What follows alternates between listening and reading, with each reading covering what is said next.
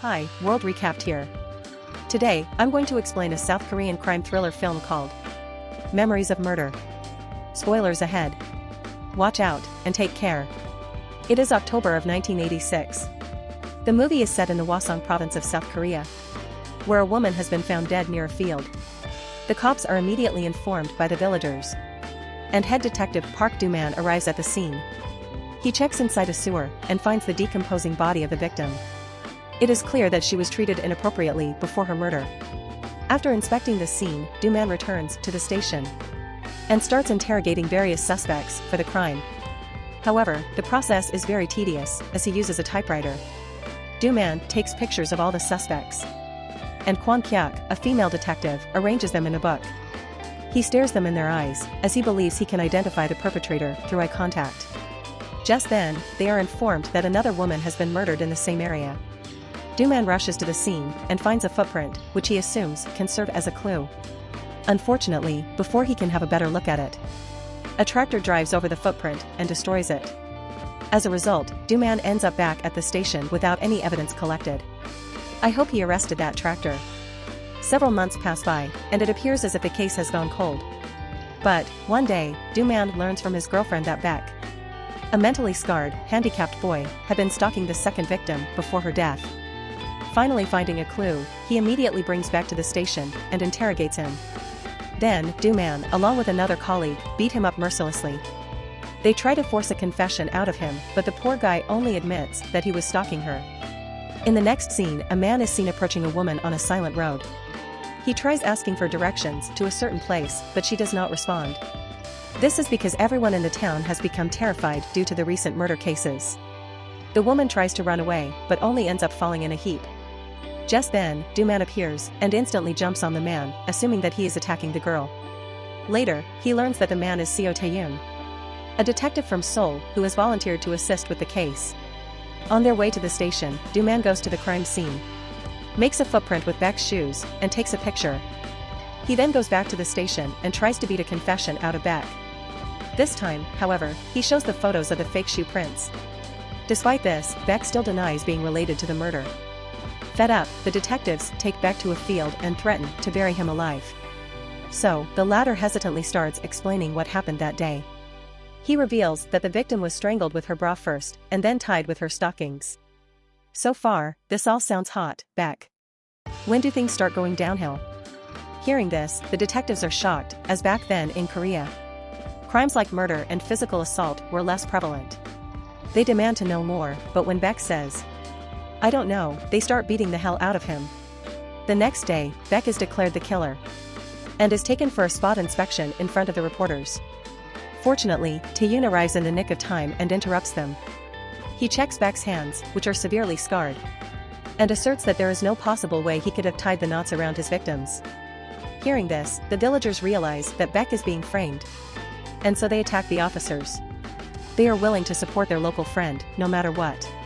In the following scene, we are introduced to Tae-yoon's new colleague, Shin Dong-chul, who has been transferred to lead their team. Dong-chul gets straight to work and asks the other officers if there were any similarities between the murders. However, they're speechless simply because they have spent their entire time framing an innocent man when they could have gone after the real killer.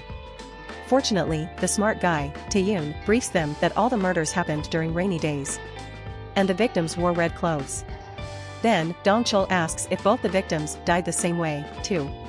But, Tae-yoon's answer surprises all of them. He reveals that there were 3 victims, among which one is yet to be found. It turns out that in the past week, a third girl who was wearing red clothes went missing on a rainy day. In no time, the third body is found, and Tae-yoon is proven right. The police then confirm the murder pattern and regard the case as a serial killing. Since the cases have too many similarities, Dong-chul suggests they prepare for the next time it rains, as that is when the killer is likely to strike. One day, while the detectives are helping suppress a student rebellion, it suddenly starts raining. All of them get ready to implement the plan. The female detective, Kwi-ok, dresses in red and walks around the area where the murders took place, hoping to lure the killer. Unfortunately, even after hours of waiting, no one arrives. Hence, the detectives head to a check post, where they meet 2 schoolgirls. One of them tells a story about an assumed killer, who apparently hides in the toilet throughout the day. and only comes out at night. Stiff competition for Oscar the Grouch. As expected, the detectives find the story hilarious, and they simply laugh it off. Meanwhile, we see a lady at home, listening to the radio when she gets a call. The person on the other end asks her to immediately visit him. The lady, who is wearing a red jacket, decides to switch it, hoping she doesn't get attacked. Once she gets out of her house, she starts humming a song to keep herself distracted. But just as she reaches the fields, she hears someone whistling, which makes her stop in her tracks. The woman knows what's lurking in the dark, so she attempts to make a run for it. Unfortunately, before she can call for help, a man suddenly pounces on her. The next day, the detectives find her lifeless body. The rainy day toilet boy strikes again. Just like the others, she has been strangled to death with her own undergarments. Later, at the police station, Kwok insinuates that she has something important to show. She brings what looks like a list of songs played on the radio, and reveals that the same song was played every time a murder occurred. Kwok further discloses that a person requested the song to be played on rainy days, which coincidentally matched the murder dates. Damon just laughs it off, which is ridiculous. What kind of detective does Damon think he is? But Dong Chul and Tae-yoon look for information regarding it. Hoping to find the postcard with the song request, Tae-yoon goes to the radio station, but ends up disappointed, as they have already thrown it away. Damon, on the other hand, goes to the crime scene with one of his colleagues, Yoon-ho, and spreads a talisman around, believing that the perpetrator's face will appear on it after it dries. Just then, they hear some footsteps approaching, prompting them to hide in the bushes. The two believe that it is the murderer, but to their dismay, Tae-yoon has arrived to inspect the scene. But suddenly, they hear another person approaching, so Tae-yoon also hides on the other side. After a while, a man appears and starts pleasuring himself to a woman's lingerie. Probably just a coincidence. The detectives witness this and become disgusted just as Yoon-ho is ready to move. He accidentally makes a sound that alerts the man, prompting him to run away. The detectives also run after him and eventually catch him near a construction site. After taking the pervert into custody, they question him mercilessly. However, the man claims that he didn't murder anyone. He was only fulfilling one of his sick fantasies. As the investigation continues, the detectives find out that the pervert is actually a very diligent person who takes good care of his family. Outside, the villagers find out about it and start protesting for the release of the man. They are fed up with police brutality and discrimination. Hey, let us be perverts, you guys. Yeah, let us kill let us be perverts, yeah. Frustrated that the investigation is going nowhere, Tae-yoon goes to meet the girls, who told him about the rumored murderer hiding in public toilets. After talking to them, he goes to the said toilet and finds a woman there. Initially, she doesn't open the door, but when Tae-yoon mentions that he is a detective, she agrees to help. The woman then leads him to a house where the rumors began. It belongs to an extremely terrified lady, who is a survivor of a similar attack. Tae-yoon listens to her story, and realizes that the lady was also attacked by the serial killer they are looking for. However, the only useful piece of information he learns is that the perpetrator had very soft hands. So, he rushes back to the station and checks the pervert's hands. When he confirms that they are not soft, he lets the innocent man go, much to the annoyance of Man. Just then, Kwok turns on the radio, where the murderer's song is playing. Coincidentally, it has started raining as well. Realizing that a murder is about to take place, Kwok rushes to the radio station to get the postcard. Unfortunately, just after an hour, they find another dead body. She has something stuck in her private part.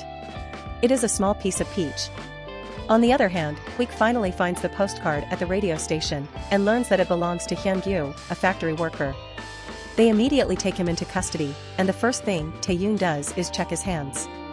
Surprisingly, it fits the description, as they are really soft. They then interrogate him and mention that the killing started happening after he moved to that place. Hyun-gyu admits to sending the postcards, but denies killing anyone. He tells them that he won't fall into confessing about something he didn't do. This angers the detectives, but they can't punish him owing to the fact that they already have a bad reputation among the general public. When they confront him about the peaches, Hyun-gyu starts getting uncomfortable and lashes out at them. Assuming he is the killer, Yoon-hoon gets mad and beats him to a pulp, resulting in his own expulsion from the case. Now that the team is again back to square one, they decide to follow up on all their previous clues again. When they play Baek's confession, they finally realize that he explained the incident as a bystander. So, the detectives make their way to Baek's family restaurant. On reaching there, they find an intoxicated Yoon-hoon, who gets into a fight with random people. Suddenly, Baek arrives at the scene and hits Yoon-ho with a wooden board that pierces his leg with a rusty nail. Realizing what he has done, Baek flees and unintentionally arrives at the scene of the first murder. Soon, Do-man and Tae-yoon also arrive. They again begin coercing him for more information. Baek finally gives in and tells them that he saw the killer's face 3 times. Thinking that they are close to solving the case, they show him Hyun-gyu's picture. But Baek instead starts rambling about a house fire. Suddenly, an angry mob of villagers approaches the detectives to teach them a lesson. This scares poor Baek, and he starts running here and there aimlessly. Unfortunately, he doesn't notice an approaching train and gets struck, resulting in an instant death. The next day, with the news all over, the police station gets a lot of calls. One of them is from the forensics lab, revealing that a semen sample was found. The only problem is that the technology in Korea is too primitive to inspect it. This cum is too mysterious, sir. So, they have to send the semen sample to the US and wait for the results. Meanwhile, Do-man gets some devastating news from the hospital. It turns out Yoon-ho's leg has to be amputated due to the spread of tetanus caused by the rusty nail. Somewhere else, a woman is on her way to work. She is walking extremely cautiously because of the news she has been hearing lately. Shortly after, a schoolgirl walks past her. Despite the scary situation, the two don't even interact with one another. Suddenly, a man approaches the schoolgirl from behind and takes her away. He then ties her up, does mean things to her, and finishes her off brutally. The next day, Tae-yoon rushes towards the scene filled with reporters. The body of the schoolgirl has been found, and by the looks of it, the culprit is yet again the serial killer. Tae-yoon realizes that the victim is the same girl who directed him to the toilet woman. Devastated that he couldn't help her, he dashes towards Hyun-gyu and starts beating him up. Tae-yoon also brings out his gun, ready to finish him off.